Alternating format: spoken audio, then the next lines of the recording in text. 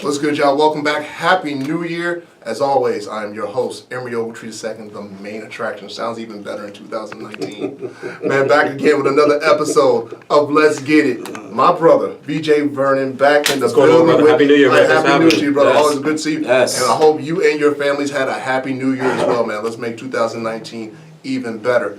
V, man, it's that time, and I mean, I'm going to probably lean on you a little bit more because this is your sport, man. Yeah. We're talking football. Yes. But, I mean, this is my favorite part of the year, man. We're talking the NFL playoffs now. This is what I've been waiting for. And tomorrow, we got two games. We got Colts versus Texans and Seahawks versus Dallas. I'm looking forward to both those games. First, I'm going to start with the Colts and the Texans. Now, we know they both split during the season. Yep. Both winning on each other's field. Yeah. Both games decided by 3. Who are you thinking is going to be taking that game on? I'm gonna go with. I want to go with the Colts because Andrew Luck. I like a nice comeback story. Oh my God, he's come back player of the year without man. And I'm question. not an Andrew Luck fan, but I just got to give props. That Absolutely. kid, the way he's bounced back, the way they've rebuilt that team, the way Frank Wright has gone in there and rebuilt that football team, and just they don't have the big name running backs, and they got a really young defense, and they got some secondary guys that can cover and will step up and hit you. They got a rookie linebacker that people think should have made the Pro Bowl this year. You got Andrew Luck, you got T.Y. Hilton, but I am gonna go with the home team, and I'm gonna go with Deshaun Watson because I think D. Watts makes just 1 or 2 more plays for his team when that pocket breaks down. And I'm going to lean on the Texas defense at home. Healthy Watt, healthy Clowney. Absolutely. The Honey Badger looks like the Honey Badger that first came into the league. The kid that was, Tyrann Mathieu, that was at LSU making all types of plays. So I'm going to lean on the more versatile quarterback that can make more plays when things break down. And I'm going to lean on the defense. So my pick is going to be the Texans, but I'll look at the TV and go, if the Colts win. If the Colts pull it off, I go, it's really a coin flip game, man. But I got to stick to a pick. I'm gonna go with the Texans. I'm right there with you because I felt the same way. I mean, Andrew Luck to me, he should still get MVP votes. I mean, he should. He should still get MVP. Not votes. winning, but he should get some votes. He may should not get win, some votes. but he should Absolutely. definitely get MVP. But he's votes. definitely comeback player of the year. I mean, I was just impressed, and the fact that he protected him this year. Yeah. I mean, I guess I didn't really know what to expect. First of all, because the earlier reports was the Duke could even throw the ball. Yeah. Let alone because if you could hold a real Up until last football. summer. Exactly. Yeah. So I mean, it's just kind of like you were just hoping on a personal level that this dude could just get back healthy wise. But when he came back in the season, I was like, well, I don't know necessarily what to expect. Andrew Luck was supposed to be like the next coming up, like John Elway. That was Elway. I was about to say the next Elway, right? And all that. But it's like he's had some rough years and that no old line. But I mean, he had protection this year, and like you said, I mean that job that Wright been doing with the Colts are going to be like ferocious if they continue just moving on forward. But I'm with you. See, I like Deshaun Watson. I like competitors. Yeah. It's just like just to throw real quick to hoop. Russ is my guy. Yeah. That's like but I just like a competitor. And that's why I see when I watch Deshaun Watson play. Yeah. That dude competes. He's a winner's mentality. I mean, he won me over after both games against Alabama. Of course. The first one he lost, but definitely the one he won. He almost had 1,000 total yards in them 2 games by himself. Exactly, and then that's why he won me over, and I guess that's why I'm just pulling for the brother. Either team could win, but I'm rolling with the Texans because I think Deshaun Watson can get it done. Obviously, they got Hopkins out there too. They got D-Hops out there. Yeah. I'm saying he's the best wide receiver in the league for me. I've heard that lately. I'm just not too quick to take it away from AB. I know there's some problems in Pittsburgh, which I've called 3 years ago. I said they need to move on from Tomlin, and AB was going to be a problem. I just feel like diva receivers, sooner or later, they're going to be a problem. They're just big-time diva receivers. Sooner or later, they're an issue. But I'm not too quick to take it from AB. And I know Julio doesn't find the end zone as much as he used to. Right. D-Hops is legit. He is a legitimate certified problem. But best receiver in the league, I just kind of want to hold on. Top 2 or 3, yes. Oh, absolutely. So, but it's depending upon who you talk to. Right. You can interchange, and you're not wrong. Right. But just to say, number one, I think I might still, not even AB. Honestly, I'll throw it out there. I still might hang it on Julio. And don't forget about Odell. Odell's still out there, even though I think he's done with the Giants, and I call that. So I think the Giants moving. Yeah, the only thing about Odell though is that I'm hoping that he just doesn't buy into more of the glamour of his position. Oh, he already has. And more so like of losing his, basically becoming Dwight Howard. to me. Yeah. He's becoming a Dwight Howard Yeah. of the NFL. Yeah. That's my biggest concern with OBJ. He has all the talent in the world. Yeah. But so did Dwight. Kind of cares more about being a superstar Thank you. Exactly. than being a football player. That's my concern with OBJ. But I mean, right now, I think these teams are very even. I'm thinking that somebody's going to win by 3. By 3? It wouldn't surprise me if they go to OT and like I said, to be close. And it's hard to win 2 games in 1 year on someone else's field. That's why I'm also going with the Texans too. For the Colts to come in there and do it twice this year, that's going to be hard. And with the Colts, I'm also impressed with the fact. I mean, they started 1-5. Yeah. I mean, they started 1. That's coaching, man. I mean, that's coaching. God, that's coaching. You create a culture. Your players buy in. And you finished only 1 game out. I mean, this could have easily been in Indianapolis. You're right. This could have easily been in Indianapolis, but ended up working out the way it did. Yeah. I got this game by 3. I'm rolling the Texans, but what's your score? Like I said, I'm thinking low scoring. I got points. I'm going 23-20. Okay. Because it's the playoffs. I think everybody 28-26. There's some score. The defenses will make plays, but both these quarterbacks are great quarterbacks. Absolutely. And great quarterbacks are going to make plays against defenders. And it also, too, it depends on how this game is officiated. If it's officiated tight, then the Texans are going to win this as a home game. Because they have the running game, they got the receiver, they got the tight end, they got the defense. But I tell you, the way the Colts have a shot at this, if the refs let them play, like in the secondary, the refs said, listen, we're going to let you guys hand fight today. We're going to let you guys battle. If it's blatant, we're throwing the flag, offense or defense. But, if you grab him, he grabs you back. I'm keeping the flag in my pocket. You guys fight it out. And the ball's in there, you guys fight it out. Yeah, it's the playoffs. You guys fight it out. So I like 20. I'm going to go 28.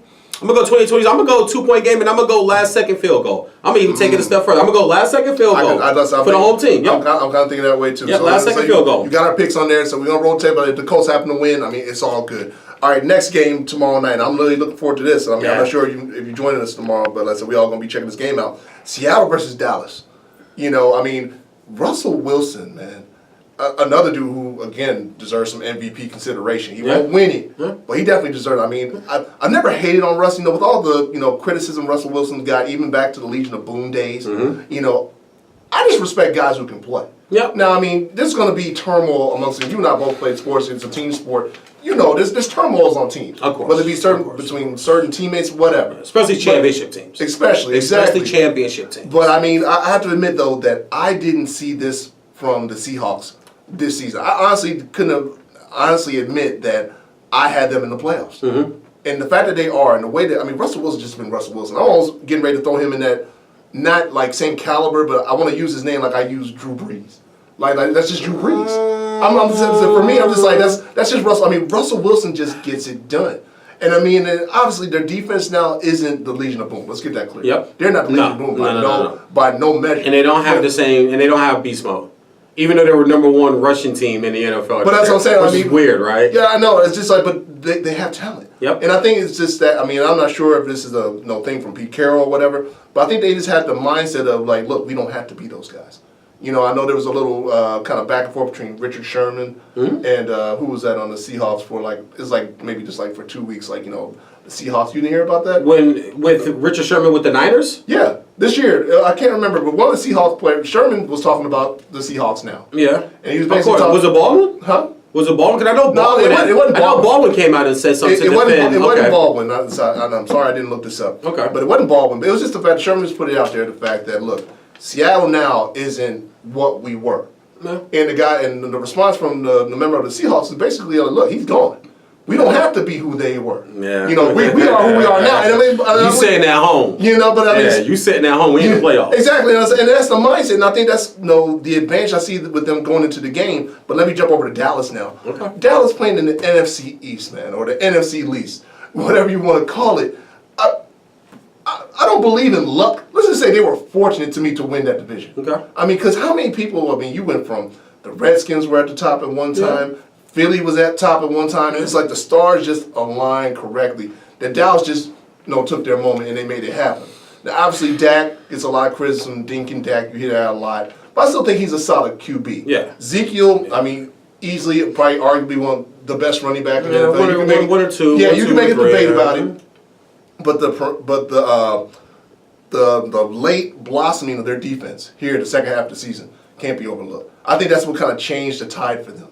once the defense kind of stepped it up here in that second part of the season, I wouldn't say they're the best defense in the NFL, but I think they probably rose up there right below the Bears, the Rams. I think you have to throw Dallas somewhere like in that top 5 level. Yeah. Right? So when I look at this game, the fact that they're playing in Dallas, once again, I think I'm doing Dallas by 3. All right. Well, number one, if you're going to talk about Dallas's division, then you got to talk about Seattle's division because I have been one of those Russell Wilson haters. I can admit it. It's the Legion of Boom defense. Marshawn, I watch him, number one, turn the ball over a little bit too much, tries to make a little too many plays. I get it. Sometimes it works, sometimes it doesn't. He's done a great job this year, so I'm not going to hate on him this year. Russell Wilson has done a great job this year. They're playing a crap division, too. You get San Francisco twice, and you get the Cardinals twice. And if you look at some of most of their hard games are at home. Right. KC had to go up there. Minnesota had to go up there. Well, Minnesota won a few in a row and seemed to be turning things around. It seems like the NFL continues to do Seattle favors. You go look at their scheduling, and I'm still mad. I don't want to hear favors as long as Tom Brady's still playing. Listen, man, I'm still mad about Fel Mary. I'm still mad about a few playoff games that have happened up there. Some of the officiating that goes on up there in Seattle. But they won the games they need to win. They got to the playoffs. I think they win this game because I just don't trust Dallas at home in the playoffs. Now, when you say you don't trust Dallas, you don't trust the team? I don't trust the team. I don't trust the aura. I was thinking more you were going to say Jason Garrett. No, I don't trust the team. I'm a firm believer. Anybody that listens to me do my radio show and any type of TV I do, I believe in the sports gods. I believe in God, so I believe in the sports God. I believe that God appoints certain angels to every league to make sure that no matter what happens in the regular season, the right team wins the championship. I don't believe in luck. That's right. I don't believe in fluke. If you can go through the whole season and you can get through the playoffs and you go win the championship, to me there's no fluke championship. Like in basketball, you got to beat a team 4 out of 7. That's not luck. Oh no, absolutely. That's a baseball, hockey. That's not luck. Yeah, in the NFL, you can say, well, that's one game. Yeah, but it's still physical football. You still play 16 weeks, and you still had to go on the road, or they had to come to you, and you had to play a playoff game. So I always think the right team wins the championships. Playoff games are different. I don't trust Dallas. I think their mystique and their aura is bad. Haven't won a playoff game in 20 years. Haven't won a Super Bowl since 92. And they're America's team, and I get all of that, but I'm just still watching and waiting for them to do something. And I'm telling you, something in this game's going to happen. They'll play well. So Zeke, it's going to be something that happens that you don't normally like. Zeke don't fumble. Zeke normally holds onto the ball. Zeke's going to fumble tomorrow night. I don't know if it's going to be a game-changing fumble, but he's going to put the ball on the turf tomorrow night. You mark my words. If Dallas loses this game, I'm looking at Jason Garrett. Because when I look at Jason Garrett, I'm sitting there almost thinking about, again, back to my hometown again, almost thinking about Marvin Lewis. I mean, the only difference between Marvin Lewis and Jason Garrett is one playoff win. Marvin had none. Yeah, you're right. Jason got you're right. And they finally fired him, so they I can do a segment about that. I am doing a segment on the Bengals by myself. They finally fired him, so it's like... Natty, we got to talk about that. But if you read my tweets, y'all know what I said about it. But no, but Jason Garrett, I look at as like Marvin. He's one playoff win. And you sit there and you think about the fact, the weapons he has, and this is all potential too. Mm-hmm. Because, Dak and, of course, the addition of Amari Cooper, which was big time for Dallas. Zeke, they're still young. Yep. There's still a lot more to be written. That defense is young. You just talked about that defense is young. Exactly. There's a lot more to be written. So it's just like, okay, they're young core with tremendous amount of potential. But I'm looking at the coaching. And Jason Garrett has just shown, through the years, that the moment just seems to be big for him. And this is what scared me about Dallas. Not that I'm a Dallas fan, but this is what scared me about Dallas when they won the division. Because I thought he was going to get fired had they didn't win the division this year. If they didn't make the playoffs, okay, even Jerry Jones. I don't know. Everybody he must got all the secrets. He must know all the everybody keeps talking about how close they are. But he must know where the bodies are buried. Something. Man. But it's just the moment Garrett won the division, I was like, damn, he saved his job. Oh, yeah. But I'm just sitting there thinking but the weapons they have now, I would like to think, and I'm not wishing death on nobody, but if I'm being honest, Jerry's not getting no younger. And I know that before he leaves this world, he would love to get another shot at the Super Bowl. Yeah. And I would like to think that if they lose this game to Seattle, at home, that's got to do something. Which would be their second straight home playoff loss. Exactly. Because they lost to Green Bay 2 years ago at home. Exactly. You can't tell me the Heat's not going to go up somewhere in that, billion-dollar stadium, sitting in his office, just think like if he has to call Jason in, like Jason, he's gonna hug him he might drink some Clorox. It's like it's like Nino and G Money. Yeah, it's gonna be that type of deal. Like I'm on the run now, Jason. Exactly. It can't go back to the way it used to be. Exactly. So I mean, if they do lose, I mean, obviously the players play, but I gotta look at Jason Garrett, tremendously. I just think that's too easy. Everybody blames Garrett. I'm not a coach blamer. But I'm basing this on history, though. I know, but I'm not a coach blamer because coaches don't tackle, coaches don't block, coaches don't run, coaches don't throw, coaches don't catch. You could call a play, and now if you want to say he'll get conservative and it's play calling, but if it's conservative, that means they're handing to Zeke. And Zeke is, to a lot of people, the best back in the league. So it isn't like you're handing to a bad back. You're handing to a guy who averages 5.7 yards a carry. But keep in mind, during the season, though, before Marion got there, they weren't even giving Zeke the ball. I don't know. And I think what a lot of that comes to is, and I did a piece of this on another show about the passing of the NFL, where I just think that teams that get back to just the basics, run the football, stop the run. Run the football. That's why I don't think the Saints are going to the Super Bowl. They don't run it enough. They don't. Wow. They don't run it. I call this in the middle of the season. I put this out there in the middle of the season. It looks great in the regular season, but I don't care about that dome neither. I don't care about them playing at home. If you come in there with a defense, no. You know how you beat them? Dallas showed you how you beat them. A few other teams showed you how you slowed them down. They're a timing. It doesn't matter. I watched teams go into Dallas and light them up. They're a timing offense. You know how you disrupt timing offenses? You got to disrupt their timing, which means you got to take a few defensive holding calls. It's only 5 yards, first down, cool. You got to disrupt the offense. You got to take a few. You got to take a few pass interference calls. You got to tell your defensive backs that week. Listen, play a little grabby, play a little touchy this week. Because if we're afraid of the flag, they're gonna put up 40 points. You got to be able to disrupt their timing a little bit, and it's not dirty. Take a 15. Take a late hit call. Take a flag. Right. Take one. Don't make it dirty, but Michael Thomas across the middle, take a late hit call. Let him know. Today, send a message. Today, it's going to be different. Not dirty, no knee, no head, just maybe a shoulder in the chest. A hard, unnecessary shot. Right. And disrupt something. Drew Brees, I take a 15-yarder. As soon as you get rid of the ball, if you right there, just go ahead and put that forearm in his chest. No head, no knee. Stick it right in his chest and walk right over him. And look down on him. Tell him. Hey, and tell the ref, that's throw it. It's going all day, dog. Right. And I think if a defense goes into that stadium, and we're getting ahead, but if a defense goes into that stadium with that mindset, and they can do that to them, and they can keep them from running the football, you can beat them in their own stadium. I just don't think it's the walk that a lot of other people think it is, because I've seen other games this year when I'm watching them play, and I'm like, 6 points in the third quarter. As you saw towards the end of the year coming, that point total started to do this, because teams they saw what Dallas did. It's a copycat league. Yeah. And Dallas did that. Dallas had like 4 pass interference calls. And Garrett said it. He said, well, we told our guys play a little aggressive and try to maybe disrupt them a little bit, and it worked. And then you saw some other games where you go to the third quarter, it's like, they got 9 points on the board, and you watch it, it's like, a little disruption, bumping the receivers, press coverage. Because Drew Brees is 1, 2, 3. First option, second option, boom. 1, 2. First option, boom. 1, 2, 3. It's timing. You gotta disrupt timing. But that Dallas game, just back to that real quick.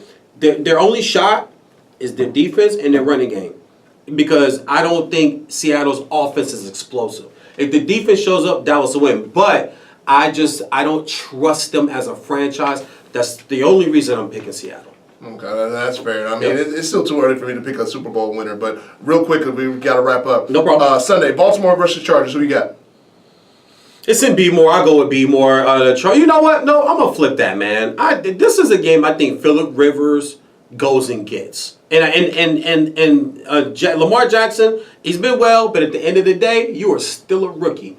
And defense travels. The Chargers got a defense. They're not coming with no slums. They got a defense too. That game that they played out here, if you know what was the defense of the Ravens had to score that last touchdown. They weren't lighting up the scoreboard. And Lamar Jackson, no 200-yard passing games. So he's not lighting scoreboards up. And I think that Chargers defense, I think this is a game Phillip goes and gets. So I'm going to go with B more and Lamar, because more so, the defense. I mean, it's not my Ray Lewis defense. I miss you, Ray. Yeah. But I'm going to roll with B more. And Philly, Chicago. Hey, I got family in Philly, so forgive me. My dad's from Philly, so if you're watching this, forgive me. But I'm really looking forward to that game too. I mean, I think it's going to be a hard defensive game. Oh yeah. But Chicago, I just like the way they look. I'm rolling with Chicago. Nick Foles. You rolling Nick Foles? Nick Foles. Like I said, Philly fans. Nick Foles. Philly fans, I'm sorry. Forgive me if you ever watch this, but like I said, I apologize, but y'all just lucky y'all made my dad's from Philly. I'm rolling with you, Dad. Hey, Dad. My dad's from Philly, man. So forgive me if I'm wrong. I'm rolling with, and my brother Vernon's in Philly. What's up, Vern? Rolling with Philly. I'm going to roll with Chicago. Yep. I think the Mac man, I mean, he's definitely going to get them at least one victory into the playoffs. Really quick, remember this. I think it's 4 out of the last 6 years, 2 road teams have won wild card weekend. Put it this way, if I'm wrong and Philly wins, I won't be mad. That's why I picked 2 road teams. Yes, I picked 2 home teams. And I picked 2 road teams. I think Chicago's going to sneak that one out. Okay. But hey, y'all, that's going to be it for us, man. Again, Happy New Year. Welcome back to everybody who's catching us. And we really appreciate all the support, the comments, the love. Hey, man, even the negative stuff, hey, man, I'm taking it. Like I said, because please believe, we're just trying to make it happen in this game. New voices, BJ Vernon, Emory Ogletree II, the main attraction. Until next time, let's get it. We out.